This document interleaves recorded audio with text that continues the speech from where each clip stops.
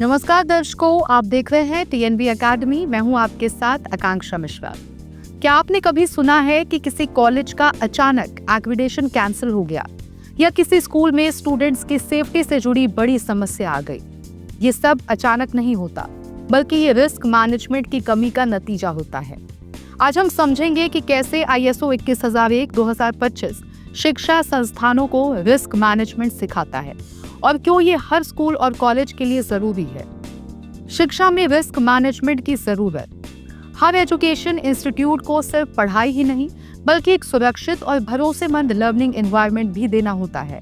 लेकिन वास्तविकता में कई समस्याएं सामने आती हैं। Students drop out, parents complaints, financial mismanagement, safety hazards या डेटा प्राइवेसी इश्यूज। अगर रिस्क मैनेजमेंट सही तरीके से हो तो संस्थान इन खतरों को पहले से पहचान कर उन्हें कंट्रोल कर सकते हैं। ISO 21001 और रिस्क बेस्ड थिंकिंग। ISO 21001-2025 कहता है कि एजुकेशन केवल टीचिंग तक सीमित नहीं है, बल्कि ये एक मैनेजमेंट सिस्टम है जिसमें रिस्क और अपॉर्चुनिटीज को पहचानना जरूरी है।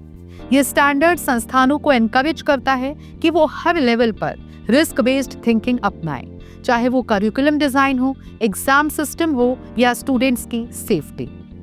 शिक्षा संस्थानों में मुख्य जोखिम। शिक्षा संस्थानों में कई प्रकार के रिस्क होते हैं।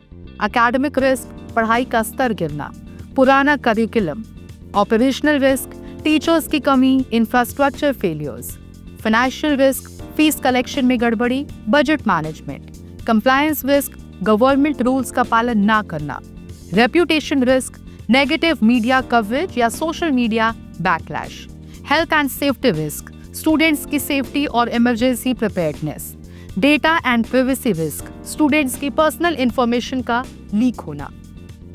Risk identification and assessment process.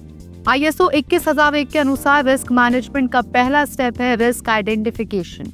इसके लिए अलग अलग टूल्स का उपयोग किया जाता है, जैसे ब्रेनस्टॉर्मिंग सेशंस, स्वॉट एनालिसिस और रिस्क मैट्रिक्स, लो, मीडियम और हाई इम्पैक्ट। हर रिस्क को प्रोबेबिलिटी और इम्पैक्ट के आधार पर असेस किया जाता है ताकि उसकी गंभीरता समझी जा सके। Risk treatment and control measures. Risk को मैनेज करने के लिए 4 कॉमन अप्रोचेस हैं। अवॉइड, ऐसी एक्टिविटी को बंद करना जो बड़ा रिस्क पैदा करती है। रिड्यूस, कंट्रोल लगाकर रिस्क कम करना। ट्रांसफर, इंश्योरेंस या आउटसोर्सिंग से रिस्क ट्रांसफर करना। एक्सेप्ट, अगर रिस्क छोटा है तो उसे स्वीकार करना। उदाहरण के तौर पर फायर सेफ्टी ड्रिल्स करना यानी कि रिड्यूस, इंश्योरेंस पॉलिसी लेना यानी ट्रांसफर, अनसेफ प्लेग्राउंड बंद करना यानी कि अवॉइड, और माइनर बजट वेरिएशन को सहन करना यानी कि एक्सेप्ट। रिस्क मैनेजमेंट सिर्फ बिजनेस और बैंक्स के लिए नहीं, बल्कि स्कूल्स और कॉलेजेस के लिए भी उतना ही जरूरी है। ISO 21001-2025 सिखाता है कि कैसे रिस्क को पहचान कर उन्हें कंट्रोल किया जाए और एजुकेशन सिस्टम को सिक्योर और रिलायबल बनाया जाए। अगर आप चाहते हैं कि आपका स्कूल या कॉलेज आने वाले फ्यूचर में चैलेंजेस से बचा रहे और स्टूडेंट्स को सेफ एनवायरनमेंट दे, तो ISO 21001 अपनाना आपकी पहली प्रायोरिटी होनी चाहिए। याद रखिए, better risk management is equal to better education and better future.